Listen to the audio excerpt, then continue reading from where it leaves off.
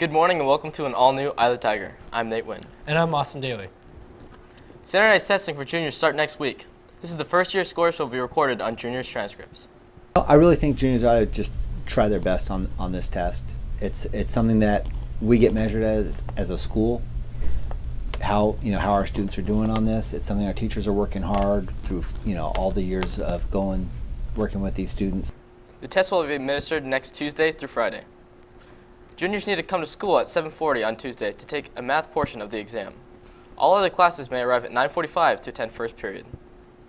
Juniors will come at 7:40 on Wednesday for a math performance task, while all other grades will arrive at 9:45. All grades need to arrive at school at 7:40 on Thursday. Juniors will take the English portion of the exam, sophomores will take a science exam, seniors will meet in the gym for Senior Olympics, and freshmen will meet in the Patty Baker Theater for peer helping activities. Juniors will come at 7:40 a.m. on Friday for a math performance task, and all other grades will arrive at 9:45 a.m. Next week, lunch will be determined by students' second period instead of their third. On screen, you can see which rooms correspond with first and second lunch. This year was Roseville's first year attending the ProStart culinary competition as a team, including Kimberly Diaz, Janice Jones, Zanaya Jones, Brianna Height, and Oliver Phillips. The competitive culinary team of 5 students recently came back from Pomona, California after competing in the ProStar culinary competition. The competition took place on Sunday, March 18th and Monday, March 19th. So the ProStar competition was just a culinary competition for all students from all schools from all California region.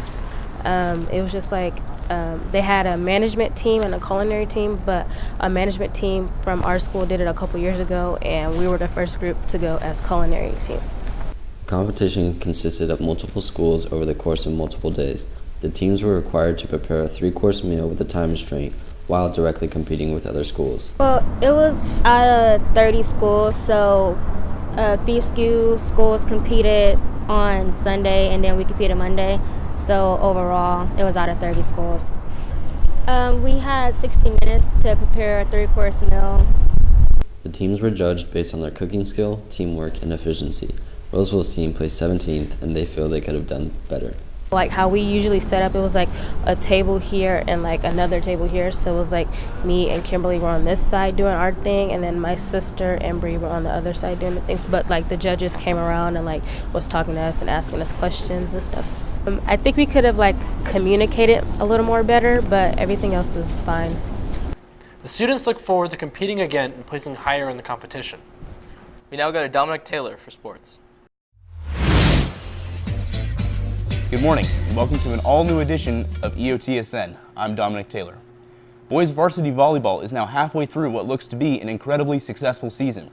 As of Thursday, their 12-1 record places them at number 1 in the conference, 20th in the state, and a remarkable 23rd in the country. Rankings are nice, but results are what matter, and the Tigers hope to change their trend of losing in championship games and believe that this year's team is the team to do it. And now we go to Jamie Bateman with more. On Tuesday, the Whitney Wildcats faced off against Roseville in the Muller Gym, Whitney being the only other real challenger in the CVC.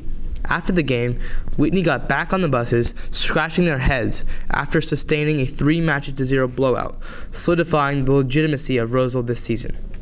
And we just really wanted to beat them because they talk a lot about us. And so we came out and just beat them pretty badly. It was really great. Winning in a dominant fashion has been a common result for Roseville.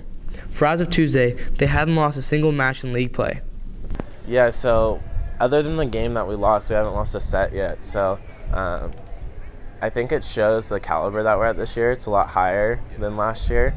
And I think it's because of that experience. And that tells us that we're able to do it. We're able to get to that section championship and actually win, because in the past we've been a younger team. But that's not an excuse anymore. We have too many seniors and juniors that have been on varsity for 3-4 years. With most of Roseville's toughest matches behind them, much experience, and their current record, Roseville looks set up to make another championship run and are determined this time to not falter in the biggest games.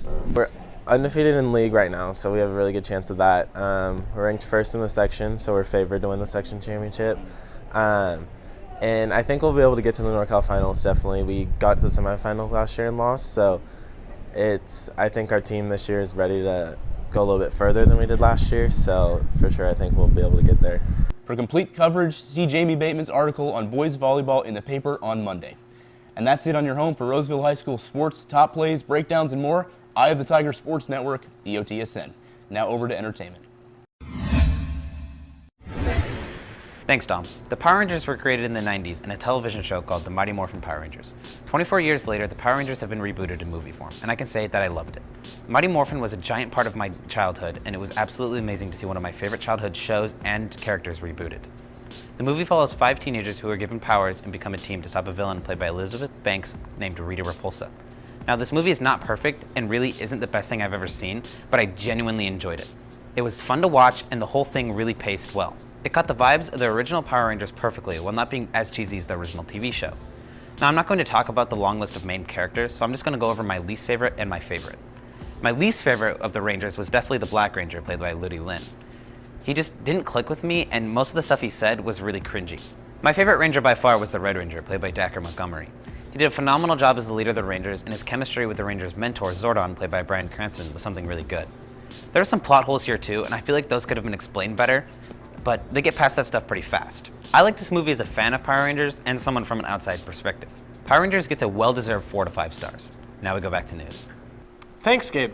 An RHS junior is graduating a year early with the class of 2017. RHS junior Carissa Cedre has taken it upon herself to earn all of her credits needed in order to graduate with the class of 2017. Cedre had to take special classes to help her reach her goal. I take a few. I had to take 2 Sierra College classes over the summer, and I'm in another one currently just so I can get my extra credits thrown in.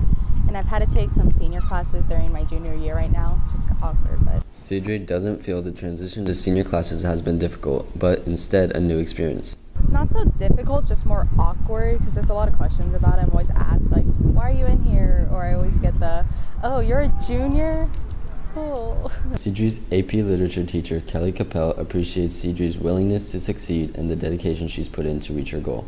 I would describe her as very mature. I think she's diligent and hardworking. She's determined to get any student who can graduate early and take AP classes has to be someone who's very goal-oriented, because that's not easy for a student who's graduating in 4 years, let alone a student who's graduating in 3 years. Cedre hopes to attend a college in the Pacific Northwest this fall. If you want to perform at Rose Cello, make sure to submit an audition video to Brent Maddox's email at bmaddox@rjuhd.us. Deadline to submit a video is Friday, April 14th. That's it for us today in Eye of the Tiger. And remember, we're always on at eyeofthetigernews.com. See you next time.